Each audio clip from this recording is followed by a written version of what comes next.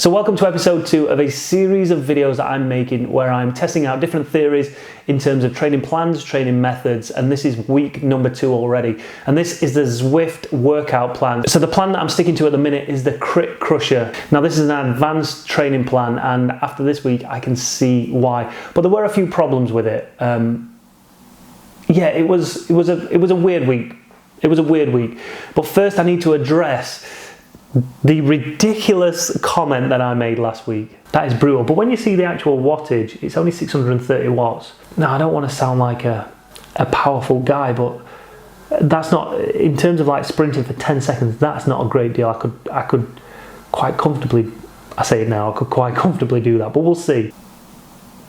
Only 610 watts. What a stupid comment. After about the third effort, I realised that it was a stupid mistake to make. The watts might not be high, but it is in a range where my body is just not comfortable with it. So it was just horrible. I had filmed some footage of it, but that seems to have mysteriously gone missing, which is probably no bad thing because I was a broken man at the end of that. But we'll get in, at the end of the video, I want to get into how my body is actually feeling and how I'm responding to the training, even though it's only been 2 weeks. But the one thing I want to mention is erg mode. Now, if you're doing a training session, leave a comment below. Let's start a conversation about this. Do you normally use erg mode, or do you just adjust your gears, adjust your power, adjust your speed to the wattage that you need to be doing, or do you just religiously allow that ergometer to adjust to the necessary power? How were you doing it? The main problem I had last week was taking the power measurement off the Stage's power meter and using the kicker as the erg mode, because there's a distinct difference in lag or delay between the two, that the kicker never really adjusts correctly and at the right speed to the power wattage. So I end up, for instance, a 10-second sprint. I'll do a 10-second sprint, and because there's such a delay between the Stages and the kicker in terms of power measurement, that by the time that 10 seconds has finished, my resistance is only just starting to change on the kicker to actually get to the power output that I need.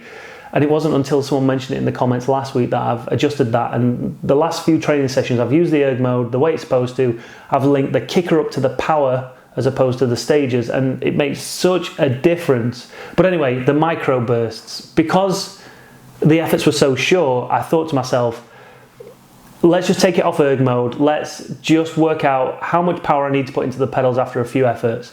But what I was finding was that I was getting out the saddle or accelerating up to speed, but instead of getting to 600 watts, I was going to like 900 watts. So I'd shoot up to 800 or 900 watts in the first 3 seconds, ease back, but then ease back too much, and then drop it to 400 watts. And then kind of hover around 400, 500. It was so inconsistent, and I got to the end where I was struggling to even accelerate to the wattage. It was just, yeah, it was a tough session, and it didn't really, I don't feel it benefited me because my watts were so high. And that's another question that I guess I want to put to you. If you're doing a training session, say at 600 watts, let's take those microbursts for instance. You need to be at 600 watts for 10 seconds. Does that mean you need to be at 600 watts for those whole 10 seconds, or do you accelerate up to 600 watts in the first few seconds, try and hold it, and then die off towards the end? Or do you just need to, is it that rigid and regimented that if you stick to 600 watts for 20 or 30 seconds, that's where you're going to get the gain? If you're going up and down out of that range, you're not getting the gains that you need. Friday afternoon, back on another training session. I don't understand why it locks you out of training sessions for a certain amount of days. I presume, I can't understand why. It's supposed to be an advanced training program, right? So it gives me a day of microbursts on Monday to do by Monday night, and then it says my next available training session isn't available until Thursday.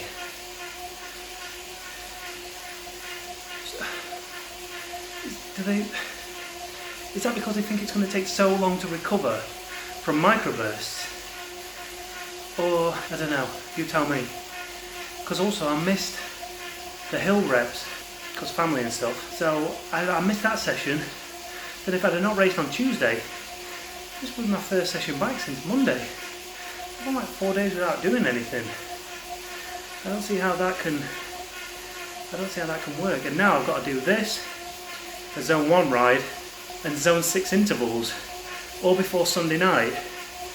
So, weird. This is 30 minutes at 210 watts, followed by 20 minutes at 265 watts. And then a 10-minute cool down, so it shouldn't be too difficult this one, especially with the amount of time I've had off, so let's see how we get on.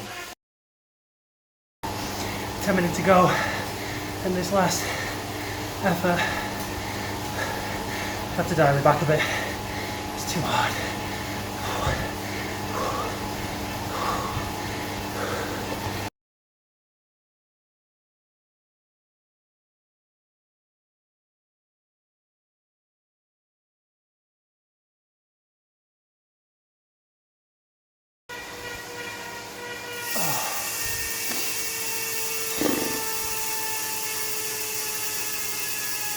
That was tough.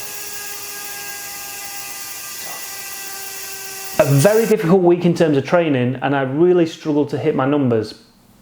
It appears that I feel like I'm getting through these sessions on a wing and a prayer. It's not down to any sort of fitness or strength. It is taking everything out of me to get through these sessions. And I don't know if that's what the sessions are trying to do to me, or I am just so unfit and my FTP is so much lower than it was when I tested back in October that actually the numbers that I'm working towards are just too high for me. I don't know. But like I say, it was yesterday I streamed my session and it was I got a little bit emotional. F you all. I love you. I fucking love you, but f you all. I really love you. I'm so sorry. I'm so sorry. So yeah, I feel that there was once a time when someone would have gone, push even harder, that I could have achieved it and I could have done it, but not yesterday. Those zone six efforts were crazy hard. And I might still be talking and I might still be looking like I'm fresh, but my legs are just going, nah bro, we're not having this. But maybe that's where I need to be at the moment. Maybe it's going to put me into a bit of a box where I've been before, but I still never felt this rubbish. Put you into a bit of a box, compress the spring, as they used to say in British cycling. So what you're trying to do is compress the spring as tight as you can with that effort and that strain and that training to then eventually taper and allow that spring to come. Bing! So the more you can compress that spring and the harder you can compress it, i.e. train hard, train fatigued, train as hard as you can, then you should get more out of that taper. But I don't know, maybe not. Week number 3, microburst, available tomorrow morning. Yay! And then same again, strength endurance, not available till Thursday morning. So that means if I don't train Thursday because I'm too busy, then I go train Monday, Tuesday off, Wednesday off, Thursday off, 3 days off. I don't think that's right, but I'm going to try and train Thursday and then Friday morning, and then the next effort isn't available till Tuesday the following week. So we've only got 4 sessions next week, so we're going to have a race in there as well. Yeah, they're all 4 efforts, Chris. They're all four sessions. So microburst Monday, Thursday strength endurance, Friday zone 6 intervals, Tuesday the following week cadence change efforts. Woo. I'm still motivated, I'm still hungry to keep testing this theory. I'm going to take it all the way to the end and I might extend it by 1 week. I want to do a month of deep training, and if you remember rightly, last week's week 1 video I mentioned that in week 4 we're actually going to taper, so I might just keep that spring compressed into week 4 and just see if there's any change in that, because I don't want to come out of it too early. If kind of 3 weeks, that's where you start to feel a change in fitness, a change in strength. So if we get to week 3 and we're like, oh, actually we're starting to get a bit stronger now, but then the taper comes out and we don't really we don't really go deep enough, then it might, yeah. Anyway, I'm going to go 4 weeks of solid training and then taper in the 5th week. Then we're going to move on to something else. I know a lot of you have been mentioning trainer road as well, so I'm going to start looking into that. It's probably not as visually stimulating for someone as mentally weak as me, but everyone's raving about it. Everyone says their training plans are really, really good. So we'll have a month on Trainer Road. But in between those two, there's something else I want to try, which is going to be cool. Until then, make sure you hit that like button, hit that subscribe button, hit that bell as well. That little bell is going to tell you every time we go live on the channel. It costs you absolutely nothing. You might get annoyed at the notification, but at least you know, and you can be one of those first comments in there. Because what happens if I start a competition where I'm like, right, leave a comment in the first 30 minutes of this video getting dropped, and you will win something.